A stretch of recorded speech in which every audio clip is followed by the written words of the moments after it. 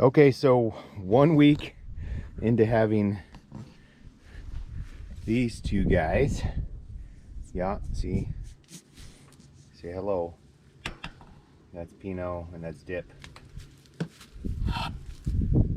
Or at least those are the names that were given.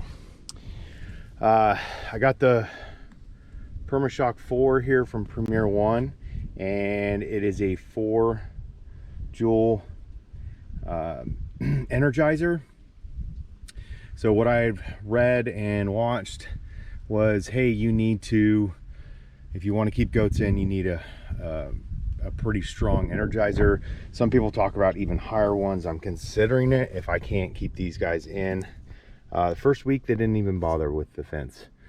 Then you look up here, if you can see right there, and yeah, they started coming over. So yesterday I cobbled together a top wire thinking that would keep them out. They stayed in. I thought, oh well, it worked. They know what it is. They had electric fence at the place they came from, and this morning they proved me wrong. So, which is to be expected, I guess. So I got some mending to do, and then I have well, you see here, I just had the temporary ground, which is not good enough. You should have, they say, for your types of soil, you should have 3 feet per joule. So I got this grounding kit from a local farm store. Came with 3 50 or 6 foot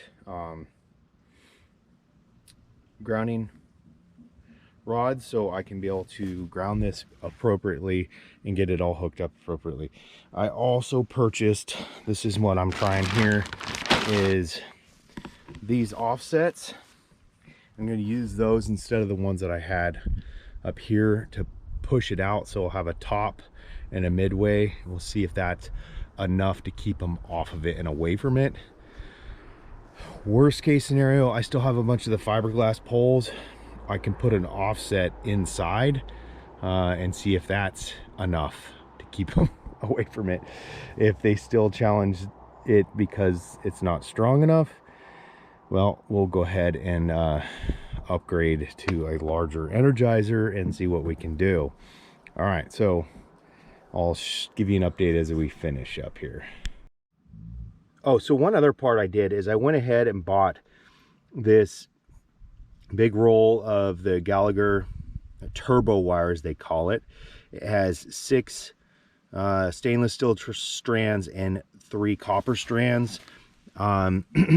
It's just supposed to be better for conducting the level of energy through the line. So if you look here, it's, you know, it shows you how many typical resistance on a typical poly strands is what I've got, kilovolts of energy through distance. So we'll see how that works out here for me. Hopefully it was not cheap.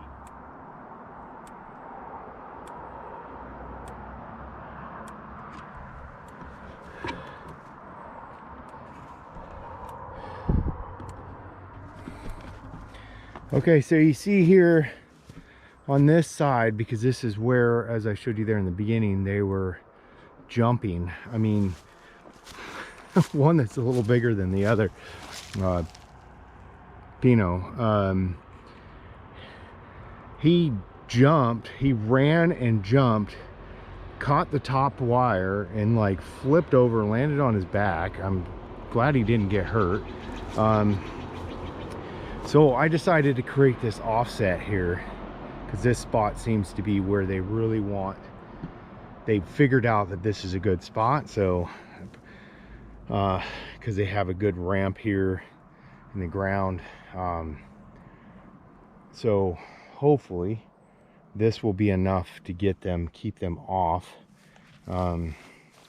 this side. So as I showed, I got one grounding rod here sunk in, almost all 6 feet of it in the ground, another one here,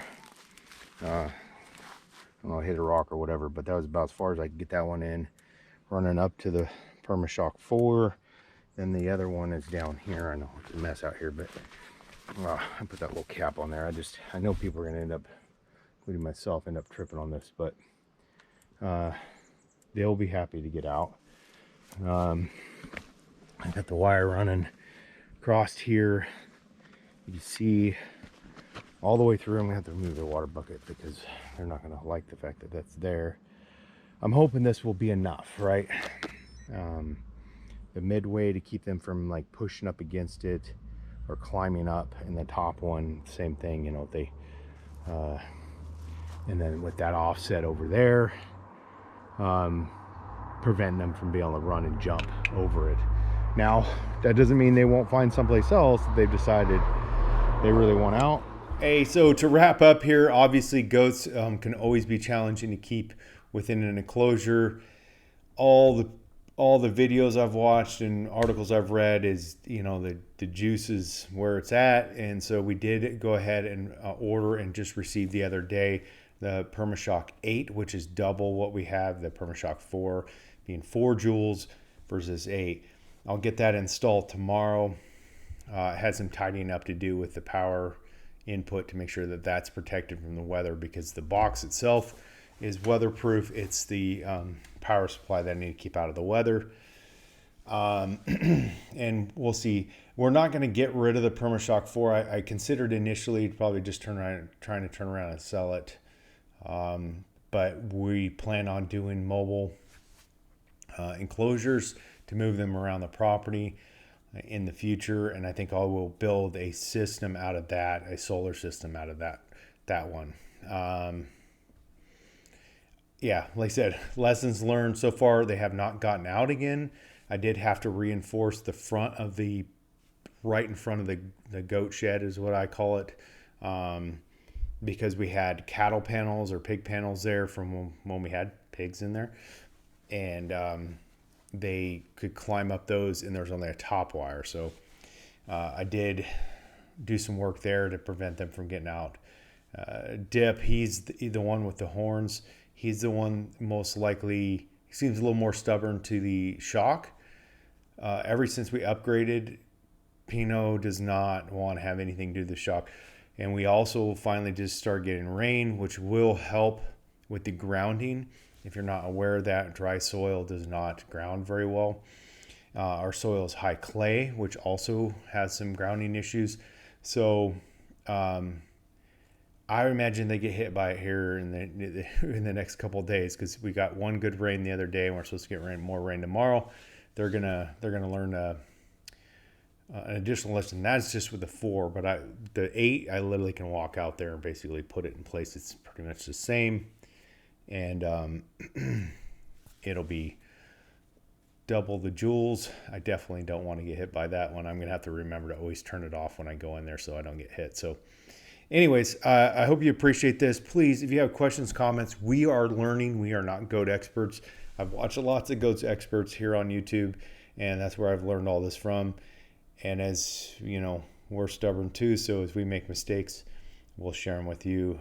Don't forget to check our website, theravenwoodacres.com. Other social media links down below, and have a great day. Thanks for watching.